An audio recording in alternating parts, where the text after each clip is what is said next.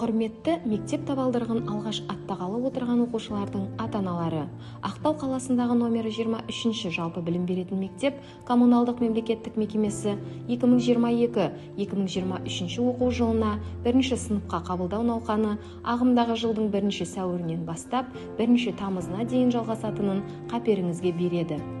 Қажетті құжаттар тізімі: ата-анасының өтініші, оқушының туу туралы куәлігінің көшірмесі, 3/4 сурет, дәрігерлік тексеру қағазы және ЭЦХ кілті.